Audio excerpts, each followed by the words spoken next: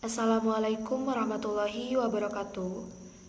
Nama saya Cik Mutmainah dengan nomor NIM 530 50 2000040 bersama rekan saya Rian Bagas Widiantoro dengan nomor NIM 530 50 2000039. Kami dari kelompok 5 akan menjelaskan materi tentang cara berpikir deduktif, cara berpikir induktif, cara berpikir ilmiah dalam penulisan karya ilmiah.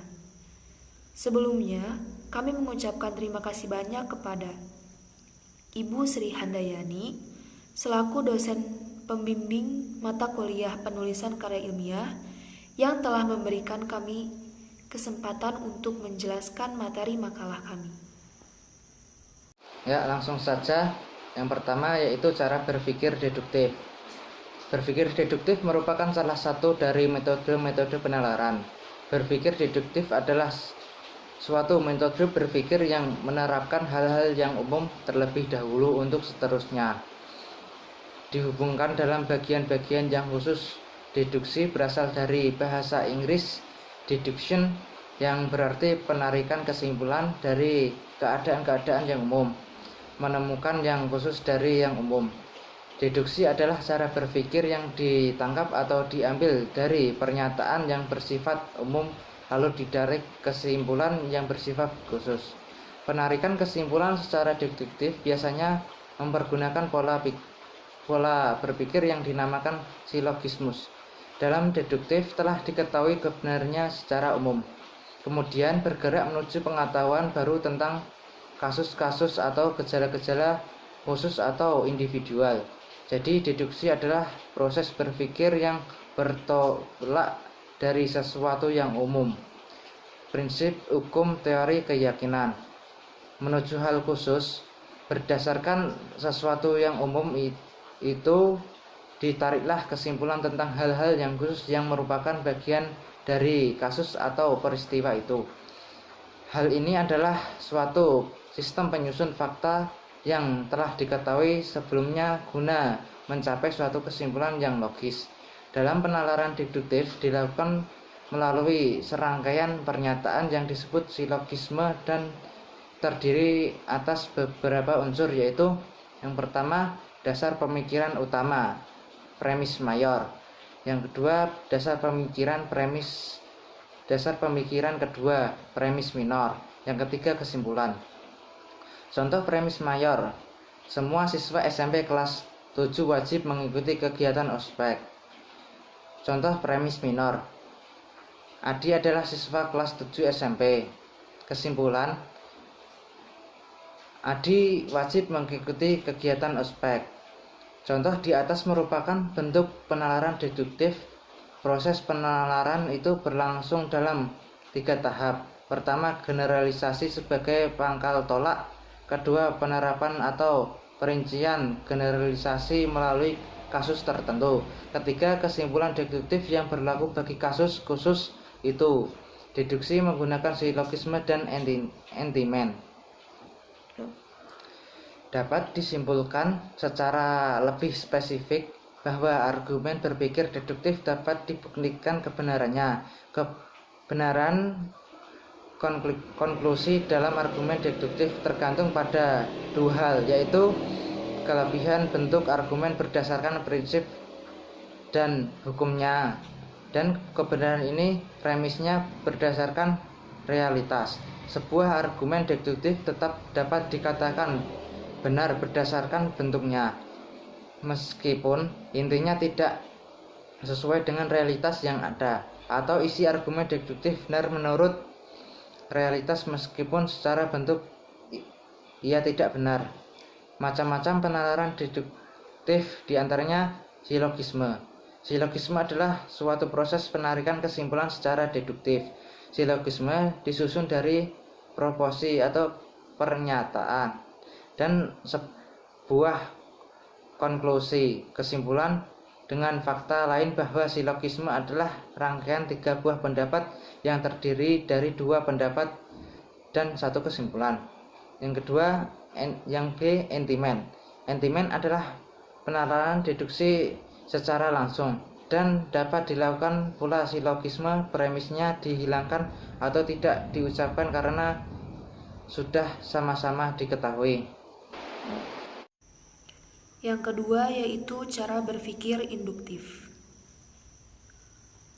Proses berpikir memerlukan sarana tertentu yang disebut dengan sarana berpikir ilmiah.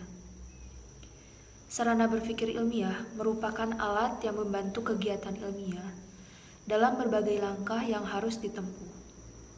Pada langkah tertentu, biasanya diperlukan sarana tertentu pula. Tanpa penguasaan sarana berpikir ilmiah, kita tidak akan dapat melaksanakan kegiatan berpikir ilmiah yang baik. Bahasa ilmiah merupakan alat komunikasi verbal yang dipakai dalam seluruh proses berpikir ilmiah.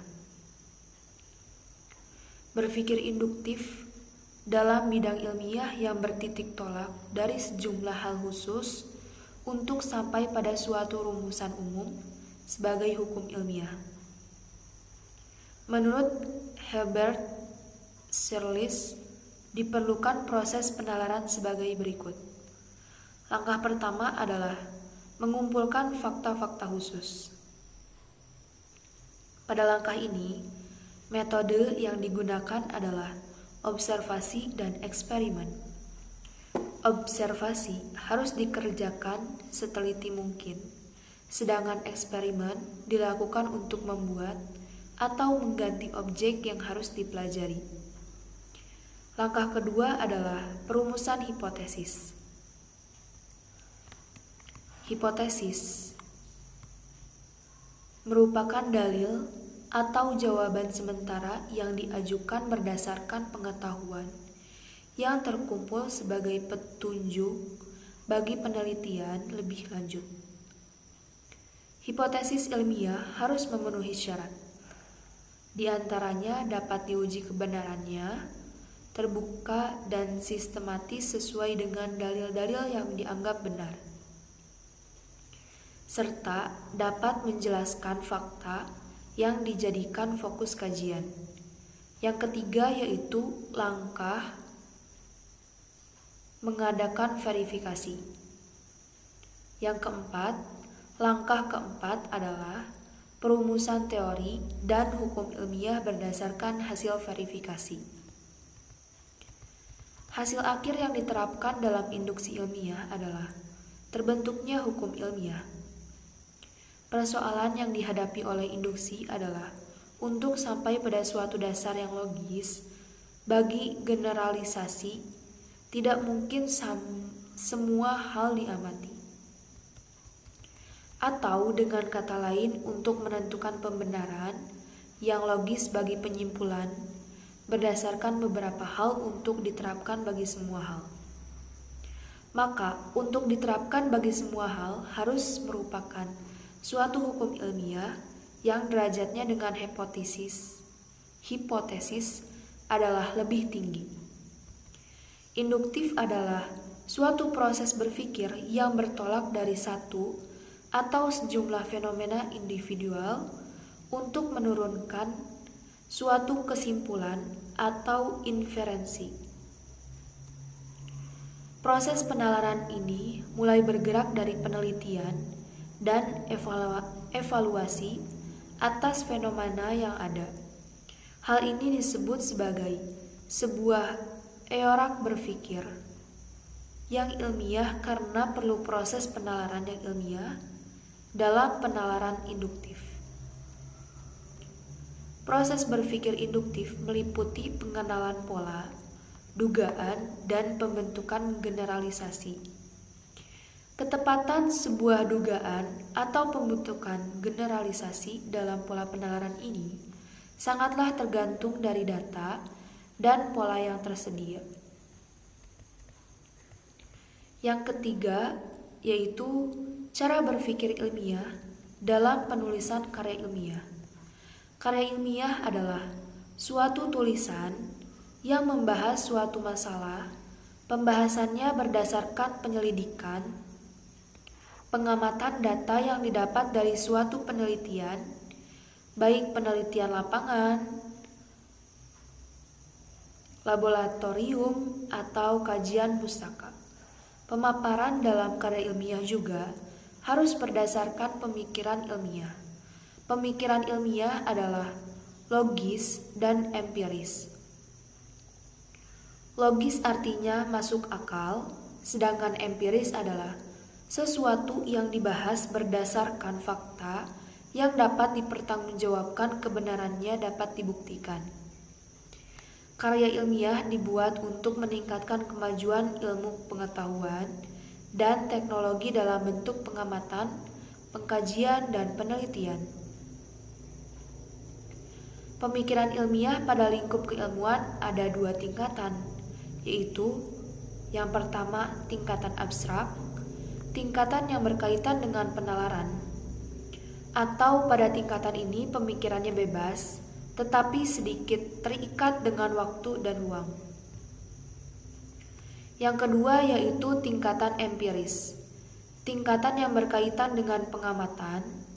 Oleh karena itu, berkaitan dengan pengamatan, maka sangat terikat oleh waktu dan ruangan. Penemuan karya ilmiah yang kemudian dibukukan dalam karya tulis bertujuan untuk pengakuan scientific objektif, untuk memperkaya khazanah ilmu pengetahuan dengan pemaparan teori-teori baru yang dapat diandalkan. Pengakuan partikel objektif, untuk membantu pemecahan masalah praktis yang mendesak. Pengertian dari karya ilmiah adalah karya tulis yang dibuat untuk memecahkan suatu permasalahan dengan landasan teori dan metode-metode ilmiah. Biasanya karya ilmiah berisikan data, fakta, dan solusi mengenai suatu masalah yang diangkat. Penulisan karya ilmiah dilakukan secara runtut dan sistematis. Karya tulis ilmiah ini ditulis sesuai dengan kaidah, tata cara ilmiah, dan sesuai dengan pedoman yang telah disepakati oleh suatu lembaga pendidikan tinggi. Sebuah karya tulis ilmiah adalah suatu karya tulis yang menyajikan gagasan, deskripsi masalah, serta sistematis dan teks struktur, disajikan secara objektif dan jujur dengan menggunakan bahasa yang baik dan benar, atau bahasa baku. Bahasa tulis ragam ilmu pengetahuan atau karya tulis ilmiah memiliki ciri-ciri yaitu 1. Pemilihan kata dan peristilahan yang tepat. Yang kedua, menggunakan kalimat efektif dan penataannya dalam paragraf yang baik. Yang ketiga, adanya proses penalaran yang logis dan sistematika pemikiran yang bagus. Yang keempat, pemaparan dan pemberian solusi serta gaya bahasa yang menarik. Kerangka berpikir ilmiah yang berintikan proses logiko, hipotetiko, verifikatif, dan dasarnya terdiri dari langkah-langkah sebagai berikut. Yang pertama, perumusan masalah yang merupakan pertanyaan mengenai objek empiris dan jelas batas-batasnya serta dapat diidentifikasi faktor-faktor yang terikat di dalamnya. Penyusunan kerangka berpikir dalam pengajuan hipotesis yaitu merupakan argumentasi yang menjelaskan hubungan yang mungkin terdapat antara berbagai faktor yang saling mengkait dan membentuk konstelasi permasalahan. Kerangka berpikir ini disusun secara rasional berdasarkan premis-premis ilmiah yang telah teruji kebenarannya dengan memperhatikan faktor-faktor empiris yang relevan dengan permasalahan. Yang ketiga, perumusan hipotesis. Yang keempat, pengujian hipotesis. Yang kelima, penarikan kesimpulan. Hubungan antara langkah satu dengan lainnya tidak terikat secara statis melainkan bersifat dinamis. Dengan proses pengkajian ilmiah yang tidak semata-mata mengandalkan penalaran, melainkan juga imajinasi dan kreativitas, langkah yang satu bukan saja merupakan landasan bagi langkah berikut, sekaligus juga merupakan landasan koreksi bagi langkah yang lain. Dengan jalan ini, diharapkan pengetahuan yang dihasilkan konsisten dengan pengetahuan-pengetahuan sebelumnya, serta teruji kebenarannya secara empiris. Karya ilmiah juga memiliki fungsi yang perlu Anda ketahui. Secara umum, fungsi karya ilmiah dibedakan menjadi 3, yaitu fungsi untuk pendidikan, fungsi untuk penelitian, fungsi untuk fungsional. Di bawah ini terdapat pengertian dari tiap fungsi karya ilmiah, yaitu yang pertama, fungsi untuk pendidikan, di mana dengan menulis karya ilmiah akan memberikan pengalaman dan pelajaran yang berharga bagi penulisnya. Yang B, yaitu dunia penelitian. Maksudnya, karya ilmiah yang ditulis berguna untuk mengembangkan ilmu pengetahuan dan berguna juga bagi seorang peneliti untuk mempraktikkan prosedur ilmiahnya. Yang ketiga, yaitu fungsi fungsional.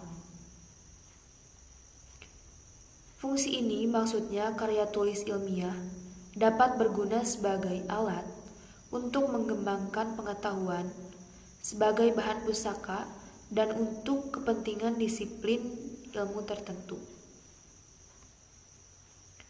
Adapun fungsi lainnya bagi karya tulis ilmiah misalnya yaitu untuk suatu penjelasan. Maksudnya karya tulis ilmiah dapat menjelaskan hal-hal yang sebelumnya belum diketahui pembaca. Misal seperti hal-hal yang belum jelas dan tidak pasti, sehingga menjadi jelas dan pasti kebenarannya.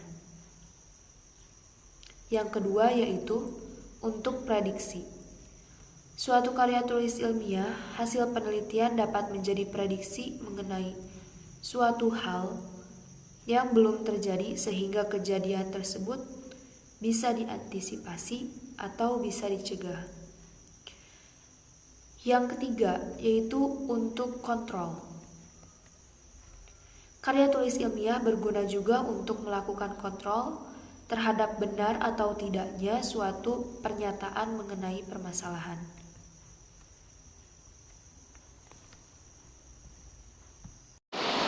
Yang terakhir adalah kesimpulan.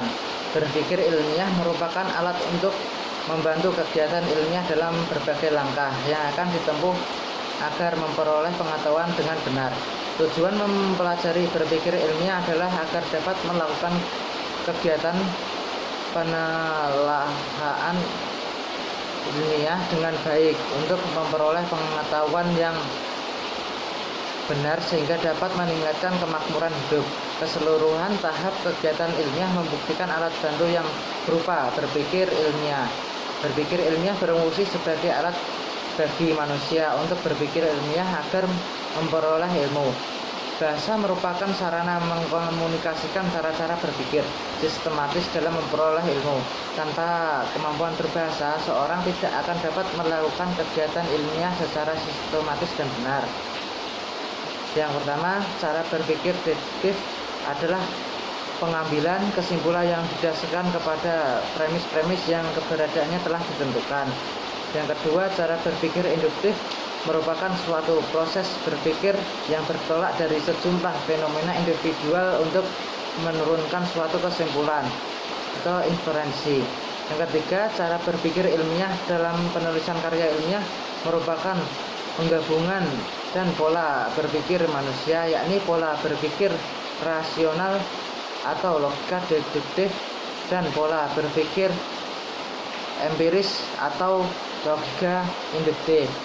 Sekian dari kelompok kami. Apabila ada kesalahan, kami mohon maaf sebesar-besarnya. Bila taufik wal hidayah. Wassalamualaikum warahmatullahi wabarakatuh.